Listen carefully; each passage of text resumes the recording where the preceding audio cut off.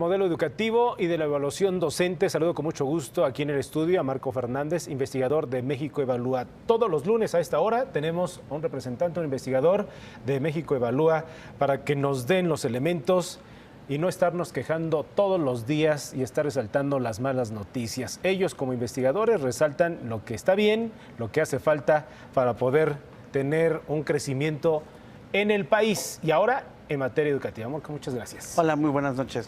Gracias. Bueno, pues de entrada, saber sobre este modelo educativo, en dónde está, en dónde estamos parados y si es que vienen dentro de la reforma y si es que también a esto se oponen los maestros disidentes. Bueno, ahorita estamos en una serie de consultas que la autoridad ha llamado a diversos especialistas, miembros de la sociedad civil, empresarios, padres de familia y demás, para discutir el contenido de su propuesta sobre modelo educativo, que había sido una de las demandas reiteradas de lo que se faltaba respecto a la reforma educativa, ¿no? Había, en la perspectiva de algunos, una énfasis solo administrativo sobre la reforma educativa y no una discusión sobre el contenido de cómo cambiar los planes de estudio y la formación de los docentes para poder tener el conocimiento y las habilidades para los niños y los jóvenes del siglo XXI. Y pues está en estos momentos la consulta. Dentro de la consulta era previsible que los miembros de la coordinadora que han criticado todo aspecto de la reforma educativa y que piden la derogación de la misma, no han aceptado participar en las consultas. Creo que es interesante hablar del contenido brevemente de este modelo educativo, sobre todo porque puede haber muchas coincidencias en los que de cambiar para transformar el conocimiento de los alumnos. Por ejemplo, la importancia de que tanto se menciona desde hace tiempo que los alumnos aprendan a aprender, que puedan comprender lo que leen, tengan un buen raciocinio matemático. Que no solamente memoricen. Exacto.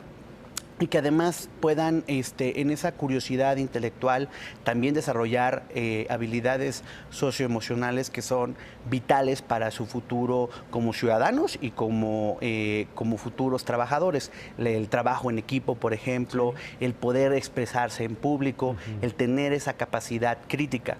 Creo que difícilmente se puede diferir respecto a esas aspiraciones. El problema tiene que ver en cómo lograr concretizar la implementación de un modelo de esta naturaleza, dado una serie de deficiencias que observamos tanto en la formación inicial como en la formación continua que hoy nuestros docentes reciben. La formación, que es vital para que los maestros tengan las herramientas para poder enseñar este tipo de habilidades, todavía no queda muy claro cómo esos cursos se van a adaptar para cumplir dos propósitos, Héctor. Por un lado, estos cursos tienen que atender las deficiencias que están encontrando la evaluación docente, pero al mismo tiempo tienen que preparar a los docentes para poder enseñar estas habilidades que se esperan darle a sus alumnos. Y además tenemos obviamente problemas, por ejemplo, nadie puede estar, o creo que difícilmente se puede estar en desacuerdo en que se aspire que a los alumnos que terminen media superior tengan un buen dominio del idioma inglés. Pero hoy vemos que las evaluaciones demuestran que no tenemos hasta ahorita un número suficiente de docentes que tengan el dominio de este idioma y pues uno inevitablemente se pregunta cómo van a poder enseñar el inglés si todavía ellos mismos no tienen ese dominio del idioma. Hay además otro tipo de retos, por ejemplo, en el caso de media superior, es un sistema que está fragmentado en muchísimos subsistemas y hay una aspiración que todos los alumnos tengan un perfil de egreso similar. ¿Cómo le vamos a hacer si en estos subsistemas no se enseñan las mismas materias o no se enseña el mismo contenido de la misma forma? Todas esas preguntas todavía no quedan resueltas en la propuesta de la autoridad. No hay hasta ahorita, lamentablemente, un diagnóstico que sea público de cuáles son los problemas y las fortalezas de las escuelas normales y de las instituciones de educación superior donde se están formando los futuros docentes. Eso es vital para poderlo hacer compatible con lo que estábamos aspirando de cambios en el currículum que se le va a enseñar a los alumnos y al mismo tiempo, insisto, que pueda ser compatible con los propósitos formativos de la evaluación docente. Marco, para ir avanzando, cuando varios sectores de la ciudadanía escuchan que existe una reforma educativa, independiente de todo este tema laboral, del cual tienen muy enojados algunos maestros y algunos líderes sindicales, pues pensarían que está o engloba todo lo que acabas de mencionar, que es un tema de fondo, los hilos finos de la formación de la niñez y de la juventud. Uno creería que cuando estamos hablando de reforma educativa está incluido esto, pero nos llama mucho la atención que a estas alturas todavía no esté concretado, definido, como tú lo estás mencionando. ¿Por qué?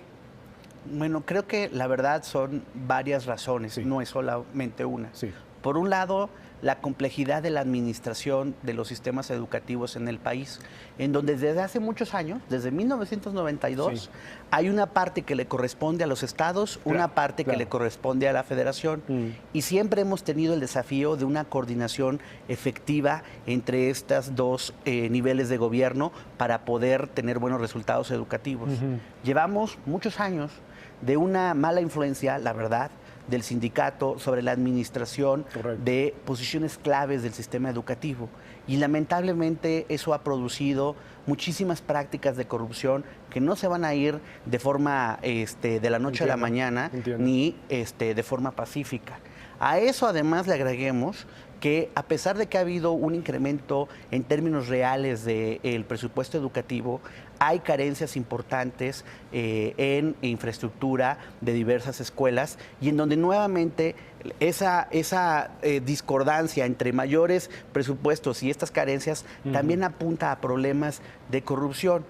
Y peor aún, para no todavía complicar aún más la situación, muchas de estas políticas educativas requieren muchos recursos y el país está enfrentando problemas serios de finanzas públicas y no queda claro que se tenga el presupuesto suficiente para atender todo lo que contempla esta reforma educativa. Volvemos entonces al tema, Marco, como lo hemos señalado en distintos foros y escenarios con distintos especialistas en donde hay estados que no están haciendo su tarea en distintos rubros. El educativo es uno de ellos, ¿no? Mexicanos Primero ha hecho ahí una labor interesante de estudio, en particular en cada entidad, qué es lo que le hace falta a las escuelas, ¿no? En una descripción muy detallada que lo hemos presentado aquí. Pero, y esto para cerrar, Marco, ¿dependemos de una voluntad política de estos estados o de estos gobernadores para poder ir avanzando? Porque de otra manera no se ve por dónde. Que el presidente pueda jalar las orejas, por más llamados en cualquiera de sus entidades que pueda hacer, no se avanza, se requiere más que eso. Yo creo que si dependemos de la voluntad política nos vamos a quedar esperando por siempre. Así es. O sea, yo creo que son épocas en donde sí demanda una ciudadanía mucho más exigente, mucho más participativa. El tema educativo tiene que ser una de las prioridades nacionales por excelencia y no se va a resolver solito. Necesita padres de familia exigentes, colaboradores con los buenos maestros, que señalen las malas administraciones, que presionen a sus gobiernos en los estados para que rindan cuentas y no le echen la bolita solo al gobierno federal. Bueno, pues iremos abordando en esto, Marco. Es un tema muy abundante y me quedo con un tema y sobre todo también un mensaje para la gente que nos está viendo a nivel nacional, internacional, aquí en el financiero Bloomberg. Este es uno de los asuntos que hay que cuestionar a los que quieren asumir un cargo importante. Y se me viene a la mente aquellos que quieren o aquellas que quieren ser presidentes de México. En los distintos foros hay que preguntar, hay que cuestionar cuál es su proyecto educativo, con base en qué, hasta dónde, cuáles son los elementos, ¿no? Sin duda alguna. No se nos olvida y nos vamos por el escándalo y si nos vamos con lo otro. Sin duda alguna, cuestionar fuerte, pero no solamente quejarse. insisto, sí es ya una época en la que el tamaño del problema que tenemos y las consecuencias para el futuro de nuestros hijos Claro. es tal que sí tenemos que poner como sociedad manos en la obra. Así es. Si pensamos que las cosas se van a solucionar solitas y todo lo vamos a dejar en manos del gobierno, creo que vamos a tener resultados que van a ser en el futuro claramente no satisfactorios. Correcto. Marco Fernández, muchas gracias por estar con nosotros. Muchas gracias como siempre. A la siguiente próxima. Muchas gracias.